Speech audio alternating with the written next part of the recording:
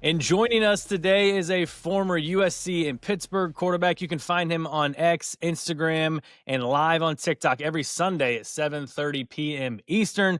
Seriously, guys, the content that he pumps out on the socials, especially during the season, is just remarkable. The other day, he gave us a taste of the latest video out on YouTube where he dives into one question for every single Power Four quarterback. It was, stuff for the sickos out there. He's a current lead college football analyst at ESPN for the ACC network. Max Brown, welcome into the show.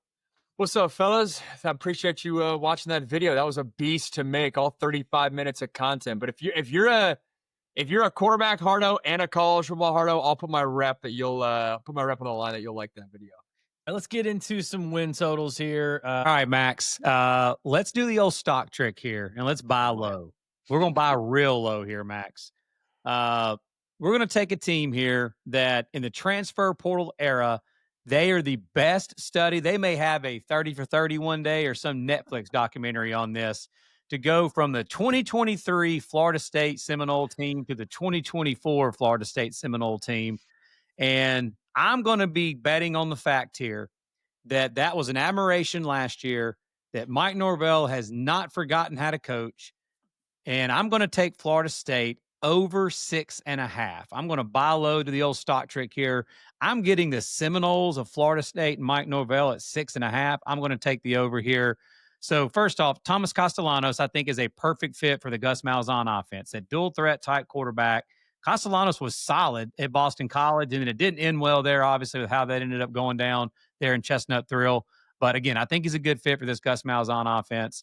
And also, too, jury's out on what this offense is going to look like to begin with. I mean, you've got Gus Malzahn's system, and he's going to be meshing it with Mike Norvell's system. What is that offense going to look like? Because I don't think it's going to be just Gus Malzahn's system. I don't think it's going to be just Norvell's system. I think it's going to be some type of a combination of both of those offensive masterminds together. The running back room, it's solid. They've got Roydell Williams is back. They brought in Gavin Sawchuk from Oklahoma. Cam Davis was the number 4 running back in the country coming out of high school. They got Cam Davis, and they've got the number 4 running back in the country coming out of high school in Osmani Krama. Wide receivers, they brought in Deuce Robinson from USC, who's a big catch radius, big type, target type guy. Squirrel Wright from Tennessee. They've got a bunch of other highly touted, blue chip recruits. Offensive line, they went portal heavy, and they really needed to, but they brought in 4 guys that have combined for 110 starts at the Power 4 level. And Malzahn brought his longtime O-line coach and Herb Hand with him. Defensively, I'm a huge fan of Tony White. I put him on, we do these lists, Max, where we do top 12 because they went to 12-team play. We'll do top 12 quarterbacks, top 12 running backs.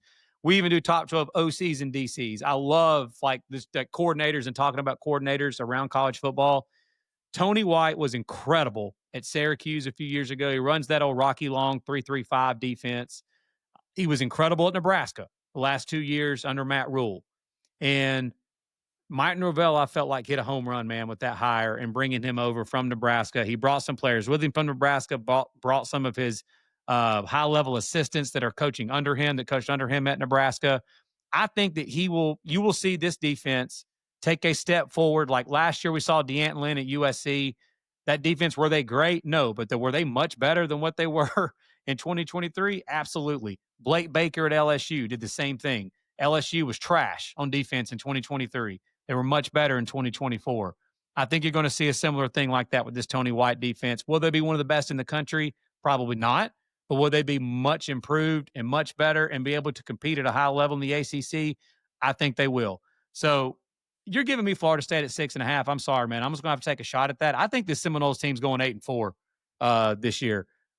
And honestly, the only games I look at, I think it's obviously going to be really hard to win that Clemson game. I think it's going to be really hard to win that Florida game against DJ Lagway and that Florida bunch, and obviously the Alabama game right out of the gate. But I'm not sitting here today and saying that they can't beat Miami at home in Tallahassee. I'm not saying that. But let's just say they do. That's 4 losses. I think they can win the rest of the games on their schedule and go 8-4. But again, let's just say they lose somewhere else. Like you mentioned, somebody gets trapped and lose to Chandler Morris in Virginia on the road in Charlottesville or something. That's still 7-5 and gets you over that 6.5. But again, I've got this Florida State team going 8-4, so I'll take the 6.5. This is a regular season line too, right? Yes. Not Yep. bowl game. This is another good line. Obviously, Vegas knows what they're doing. Yep. I look at the schedule. It's a tough schedule. I mean, you mentioned it. Like, I mean, just for conversation purposes, let's say they lose Alabama, Miami, Clemson, and Florida right off the gate. That's four losses. If they pick up one of those, then I'm taking the over. But I don't think they do, at least on paper right now. Let's say they get the early season matchups: East Texas, A&M, Kent State, and Virginia. That gets them to 3 wins. On paper, I'm taking Pitt over them. Stanford's a 4th win. Wake Forest is a 5th win. Again, I'm not saying they're getting Clemson. I'll say they get Virginia Tech as a 6th win. So then it really comes down in my book to like NC State. Do you like NC State better or do you like Florida State better? And right now I like NC State better. So I'm going the under there. But I'm right with you in terms of like this could very well be a Florida State team that you get up and it's 8-4 in the ACC, got used to kind of writing them off, and then all right, the Seminoles woke up. I thought Deuce Robinson for USC, he was a stud. He just happened to be kind of the third option for USC. There's no reason he can't be a beast. But Thomas Castellanos, I called the game in which Boston College benched him, and I remember sitting there in the booth being like, I can't think of a worse offense for Thomas Castellanos to be in than Boston College.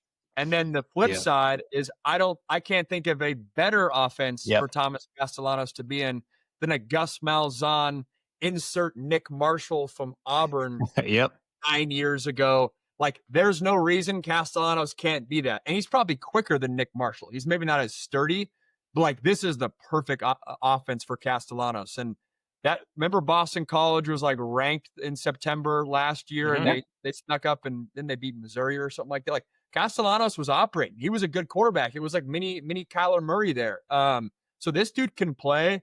It would not surprise me if the 8-4 happens, but I just think this schedule's tough enough where they got a lot to get through there that it really comes down to that NC State. That's the crutch point for me, and I don't think they get over them and CJ Bailey, so I'm going under.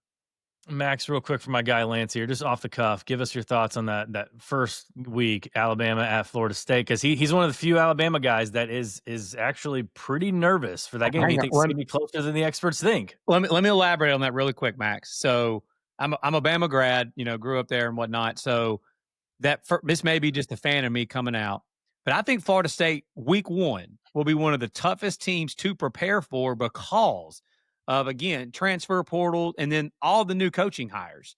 And I don't think anybody knows what the heck that Florida State's going to be doing offensively. Again, you played the game at a high level, at the Power 4 level.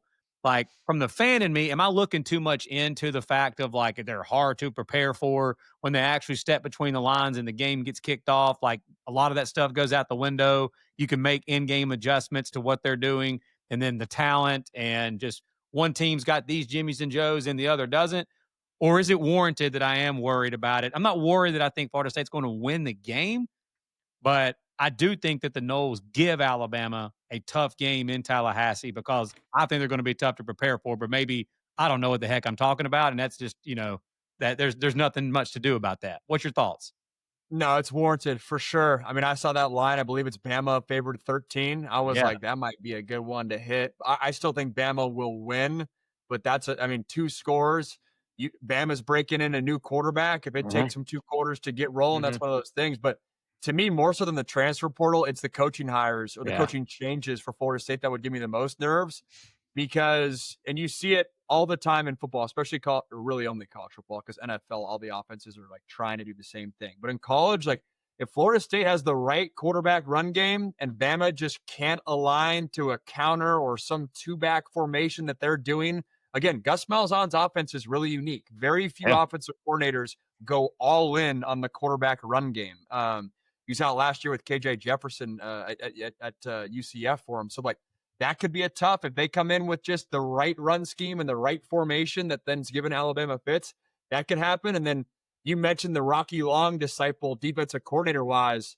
Like, people forget, I remember calling a New Mexico game. It was one of the first games I ever called. And like, we're going back through like the Brian Urlacher archives. Like, this scheme is when Brian Urlacher was put at safety and he was just roaming. Like, we're talking the OG days of like Rocky Long. He's just roaming back there, just trying to make tackles. The reason I bring that up is that defensive scheme is also super unique to prepare for. Yep. And if you have an offensive line that's like misidentifying guys or a new blitz package in Florida State, they're going to have athletes. And if they come with like the right third down scheme, totally scheme wise, it's something that could get this game pretty close.